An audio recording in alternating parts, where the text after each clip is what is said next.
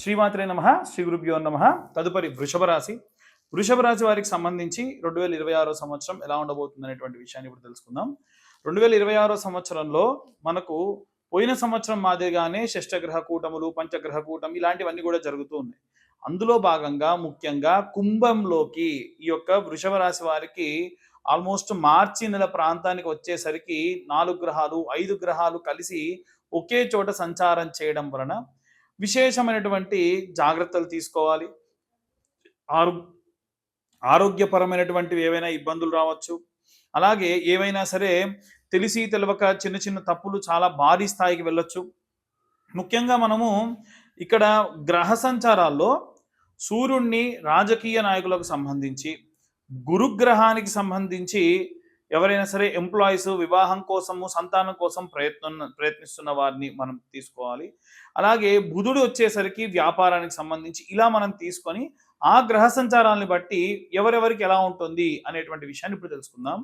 మనకు వృషభ రాశి వారికి ద్వితీయంలో గురుస్థానం ఉన్నంత వరకు, గురువు ఉన్నంత వరకు, అంటే మిథునంలో ఉన్నంత వరకు ఓకే. ఎప్పుడైతే ఈ యొక్క మిథునం నుండి సంచారం చేస్తూ కర్కాటకంలోకి, సింహంలోకి, అలాగే కన్యలోకి ప్రవేశించేంత వరకు, కన్యారాశికి సంవత్సరం ఆఖరిలో ప్రవేశిస్తుంది. అంటే చూడండి, ఫిబ్రవరి మార్చి వరకు బాగుంటుంది. తర్వాతకి మళ్ళీ సెప్టెంబర్ అక్టోబర్ తర్వాతి కాలంలోనే చాలా ఉత్తమంగా ఉంటుంది. సో ఓవరాల్గా వృషభ రాశిలో ఎవరైతే ఉన్నటువంటి విద్యార్థులు, ఉద్యోగస్తులు ఉన్నారో వారికి సంబంధించి ఈ యొక్క మొదటి ప్రథమార్థంలో ఉన్నటువంటి 2 నెలలు, ఆఖరిలో ఉన్నటువంటి నెలలు విశేషమైనటువంటి ఫలితాలను ఇస్తాయి. అలాగే ఎవరైతే ఈ యొక్క ఇంట్లో ఉండి వ్యాపారం చేసుకుని చేతి వృత్తులు చేసుకునేటువంటి స్త్రీలు, గృహిణులు, అలాగే చేతి వృత్తులు చేసుకునేటువంటి ఇంకా వారి వారి యొక్క వృత్తి ధర్మం చేసుకునేటువంటి వారు ఎవరైతే ఉంటారో వారందరికీ కూడా శుక్రుడు ఈ యొక్క రుచకం అంటే వృశ్చికం నుండి, అలాగే ధనుస్సు నుండి మకర, కుంభ, మీనాలలోకి ప్రవేశిస్తూ ఉన్న సమయంలో, అంటే ఆల్మోస్ట్ ఇదంతా కూడా జరిగేది ఎప్పుడయ్యా అనంటే కరెక్ట్గా అది కూడా ఏప్రిల్, మే, జూన్ నెల ప్రాంతాలలో ఈ యొక్క రాసుల గుండా సంచరిస్తూ ఉన్న సమయంలో విశేషంగా వీరు చేసేటువంటి పనులలో 70-80% వరకు కూడా అక్యురేట్గా ధనం రావడము, అలాగే వాటిని ధర్మంగా వీళ్ళు ఖర్చు పెట్టడం వారి వారి గోచార రీత్యా, వారి యొక్క జాతక కర్మల రీత్యా ఉంటుంది. అలాగే శనిగ్రహం కూడా ఈ యొక్క మీనంలోనే సంచారం చేస్తూ శని చండాల యోగం నుండి బయటికి వచ్చి మేషంలోకి ప్రవేశించడానికి ఈ సంవత్సరం ఆఖరి తర్వాత నుండి కూడా ఈ యొక్క మేషరాశి వారికి ఏలినాటి శని ఉద్రిక్తమైనటువంటి పరిస్థితులు ఈ సంవత్సరం ఆఖరి డిసెంబర్లో విశేషంగా కనిపిస్తుంది.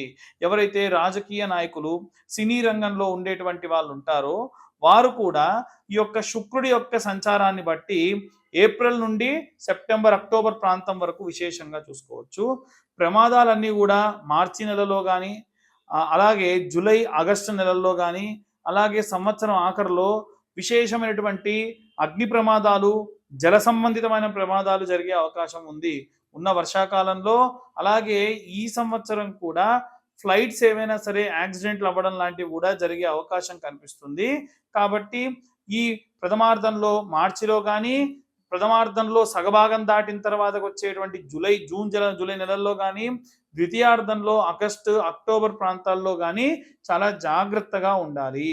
ఈ రాశి వాళ్ళు రోడ్లపై విపరీతమైన వేగంతో వెళ్ళేటువంటి వాళ్ళు ఉన్నారు. రీసెంట్గా ఒక పిల్లవాడు, ఈ యొక్క వృషభ రాశిలో ఉన్నటువంటి పిల్లవాడే చాలా ఫాస్ట్గా బైక్ డ్రైవింగ్ చేస్తూ యాక్సిడెంట్ జరిగి చాలా దయనీయమైన పరిస్థితి అనమాట. మరి ఒక 2 రోజులు అయితే యుఎస్కి సీటు దొరకడమే కష్టంగా ఉన్నటువంటి రోజులలో అమెరికన్ యూనివర్సిటీ అప్రూవల్ చేసి ఏ డోకా లేదు, మంచి యూనివర్సిటీ, ఎన్ని లక్షలు ఖర్చు పెట్టినా దొరకనటువంటి యూనివర్సిటీలో దొరికింది. ఆ టైంలో యాక్సిడెంట్ అయ్యి కాల్ ఫ్రాక్చర్ అయిపోయింది. అతను ఇప్పటికీ బెడ్ రిటర్న్ అయ్యారు, ఆపరేషన్ చేశారు, ఇంకా 3-4 నెలలు అలాగే ఉంటాడంట. కాబట్టి చిన్న చిన్న మిస్టేక్స్ చాలా పెద్ద నష్టాన్ని చేస్తాయి. ఎందుకంత వేగం, పనికిరాని వేగం ఎవరికి కావాలి? కాబట్టి ఆలోచించుకొని మనం వెళ్తూ ఉండాలి అంతే తప్ప విపరీతమైన వేగంతో వెళ్ళాలి. బండి 120 పోవాలి, 180 పోవాలి, ఏమవుతుంది తర్వాతకి కాలు ఇరుగుతుంది, ఇంట్లో కూర్చుంటారు. అలాగే ఎవరైతే వివాహం కోసం చూస్తూ ఉన్నారో వారందరికీ కూడా గురు గమనంలో భాగంగా సంవత్సరం ఆఖరిలోనే బాగా లాభిస్తుంది. అంటే 2027 తర్వాతకి వివాహం పెట్టుకొని డిసెంబర్ ప్రాంతంలో ఎంగేజ్మెంట్లు జరిగేటువంటి అవకాశం ఉంది. మరి వివాహం కుదిరేటువంటి వాళ్ళ గురించి చెప్పారండి. ఆల్రెడీ వివాహం చేసుకొని భార్యాభర్తలు గొడవలు నడుస్తున్నాయి, డైవర్స్కి వెళ్తూ ఉన్నారు అనేటువంటి వాళ్ళ సంఖ్య కూడా ఇవాళ రేపు గణనీయంగా పెరుగుతూ ఉంది.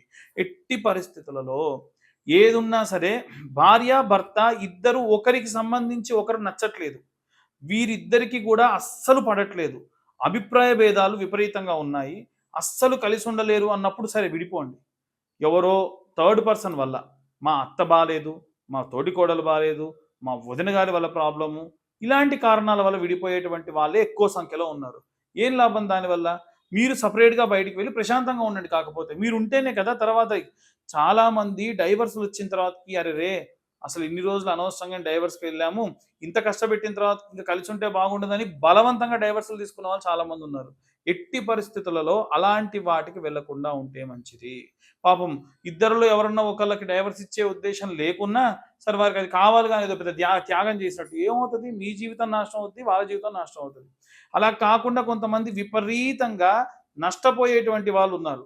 అంటే విపరీతంగా తన యొక్క మెంటాలిటీ, సైకిక్ మెంటాలిటీతో ఇబ్బంది పెడుతున్నారు అంటే వద్దు, అలాంటి వాళ్ళతో కలిసి ఉండాల్సిన అవసరం లేదు, వెళ్ళిపోవచ్చు. అలాంటి వారందరికీ కూడా సంవత్సరంలో ఆగస్టు సెప్టెంబర్ తర్వాతి ప్రాంతంలో విశేషంగా కలిసి వస్తుంది. అంటే డైవర్సల్ తీసుకోవడము, దాని తర్వాత ఇంకేమైనా సరే.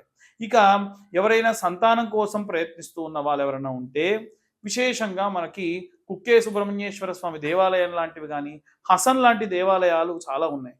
మంగళూరు దగ్గరలో ఉన్న హసన్ దేవాలయంలో ఎవరికైతే గర్భం రాకుండా చాలా నెలల నుంచి ఇబ్బంది పడుతూ ఉన్నారు వివాహమై అన్నటువంటి వాళ్ళు ఈ యొక్క దేవాలయానికి ఏ రోజైతే పూజ జరుగుతుందో దానికంటే 2 రోజుల ముందు, అంటే మంగళవారం జరిగితే దానికంటే 2 రోజుల ముందు వెళ్ళి అరటిపండు ఇస్తారు. పరిగడుపునే అరటిపండు అలా నోట్లో వేసుకొని మింగాలి. అదేంటంటే మొత్తం ఎలా మింగుతారంటే కొద్ది కొద్దిగా తినాలి. అది పంటికి తగలకుండా డైరెక్ట్గా మింగాలన్నమాట. అలా చేస్తే విశేషంగా సంతానం అందుతుంది. కాబట్టి ఇలా మనకు చాలా ఉన్నాయి. పెద్ద పెద్ద హోమాలే చేసుకోవాల్సిన అవసరం లేదు.